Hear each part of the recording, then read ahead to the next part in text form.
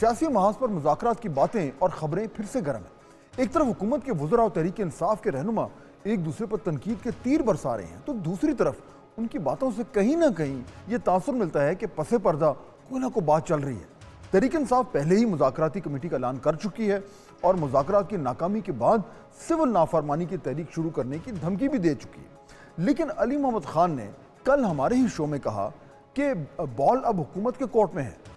Onus is on government now, بال ان کی court میں ہے۔ ہمیشہ رانا ثناء اللہ صاحب یا ان کی جماعت کے اور لوگ یہ بات کر دیتے ہیں کہ پوزیشن جو ہے خان صاحب ہیں یا تحریک انصاف بات نہیں کرتی، یہ پولیٹیکل انگیج نہیں کرتے، انہیں پولیٹیکل کمیٹی بنا دی، آپ انگیج کیجیے۔ بیرسٹر گوہر نے بھی آج کہا کہ ہماری مذاکراتی کمیٹی مذاکرات کے لیے تیار ہے، لیکن حکومت نے اب تک کوئی رابطہ نہیں کیا۔ نہیں، میرا نہیں خیال حکومت کی جانب سے کوئی رابطہ ہوا ہے، بات چیت ابھی نہیں چل رہی، لیکن ہم نے اپنے طرف سے تو کمیٹی خان صاحب نے بنائی ہے۔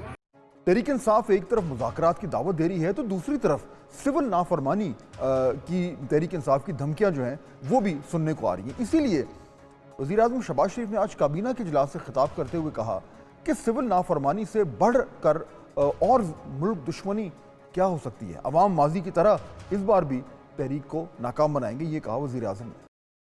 ہماری جو فورن ریمیٹنسز ہیں وہ بھی ریکارڈ ہائی ہیں اس مہینے میں، اور اوور آل پچھلے سال کے مقابلے میں ریکارڈ اضافہ ہے۔ اس کے باوجود بھی جو پیچھے ایک بدقسمتی سے پھر ایک کال دینے کی کوشش کی گئی، جس کو انہوں نے کہا کہ سول ڈس اوبیڈینس، اس سے بڑی پاکستان کے ساتھ دشمنی اور کیا ہو سکتی ہے۔ لیکن الحمدللہ ہمارے یہ ریمیٹنس ہماری بڑی ہیں، اور انشاءاللہ اللہ تعالیٰ کرے گا پاکستان ضرور اپنا مقام حاصل کرے گا۔ قومی اسمبلی میں وزیر دفاع خواجہ آصف نے بھی دو ٹوک الفاظ میں دعویٰ کیا کہ ان کی سول نافرمانی کی تحریک جو ہے وہ بری طرح ناکام ہوگی۔ آج سے 10 سال قبل بھی انہوں نے سول نافرمانی کی کال دی تھی، اور کنٹینر پہ کھڑے ہو کے بانی پی ٹی آئی نے خود جو ہے مختلف یوٹیلیٹی بلز کو جو ہے آگ لگائی تھی، اور لوگوں کو کہا تھا کہ یوٹیلیٹی بلز نہ دینا۔ کسی نے ان کی کال کے اوپر جو ہے لبیک نہ کہا، لوگوں نے یوٹیلیٹی بلز بھی دیے۔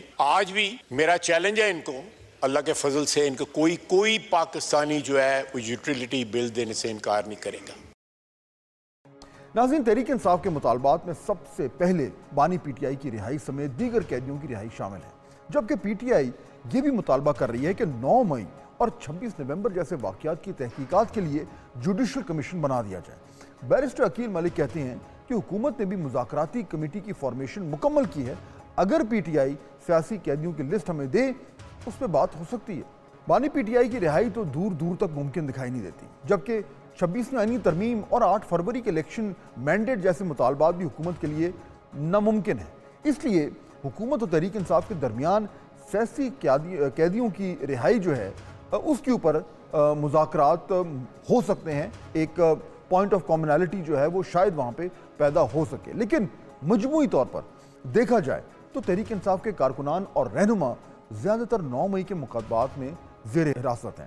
شاہ محمود قریشی، یاسمین راشد، عمر سرفراز چیمہ، اعجاز چودھری اور میاں محمود الرشید وغیرہ 9 مئی کے جلاؤ گھیراؤ کے کیسز میں گرفتار ہیں، جبکہ توشہ خانہ 2 کیس میں اسلام آباد ہائی کورٹ سے ضمانت کے بعد عمران خان کو 6 نئے مقدمات میں راولپنڈی پولیس نے گرفتار کیا ہوا ہے۔ ادھر جی ایچ کیو حملہ کیس میں عدالت نے عمران خان سمیت دیگر افراد پر فرد جرم عائد کر رکھی ہے۔ دوسری طرف ناظرین، 9 مئی کے واقعات میں 105 افراد جو ہیں وہ ان کے مقدمات فوجی عدالتوں میں بھجوائے گئے ہیں۔ ان میں سے اب تک 20 افراد کو سزا مکمل ہونے کے بعد رہا کیا جا چکا ہے، جبکہ باقیوں کا فیصلہ سپریم کورٹ میں جاری فوجی عدالت سے متعلق کیس کی وجہ سے تاخیر کا شکار ہے۔ ناظرین، 85 افراد اس وقت ایسے ہیں جو فوج کی تحویل میں ہیں اور ان پر ملٹری کورٹس میں مقدمات جاری ہیں۔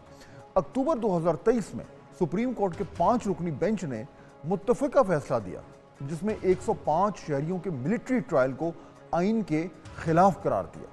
اس فیصلے کو وفاقی حکومت نے انٹرا کورٹ اپیلوں کے ذریعے چیلنج کیا، بعد میں 5-1 کی اکثریت سے یہ فیصلہ معطل کیا گیا۔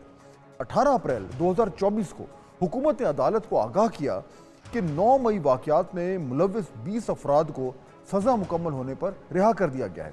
28 مئی کو سپریم کورٹ کے 6 رکنی بینچ نے اپنے 13 دسمبر 2023 کے حکم نامے میں ترمیم کی، جس میں ہدایت جاری کی گئی کہ فوجی عدالتیں ٹرائل شروع کر سکتی ہیں، لیکن وہ ابھی حتمی فیصلہ نہیں سنائیں گے۔ ناظرین، ملٹری کورٹ سے متعلق ان درخواستوں پر آئینی بینچ آج کل سماعت کر رہا ہے۔ اس کا کیا نتیجہ نکلتا ہے یہ آنے والے چند دنوں میں واضح ہو جائے گا۔ لیکن یہ بات بھی یاد رکھنی ضروری ہے کہ ان قیدیوں کی رہائی کے لیے پی ٹی آئی کو حکومت کے ساتھ ساتھ اسٹیبلشمنٹ کو بھی انگیج کرنا پڑے گا، جبکہ یہ معاملات صرف مذاکرات کی میز پر ہی حل ہونے والے نہیں ہیں، کیونکہ اس میں عدالتوں کا بھی ایک بڑا کردار ہے اور عدالتوں کے ذریعے ہی ان کیسز کو ختم کیا جا سکتا ہے یا ضمانتیں مل سکتی ہیں۔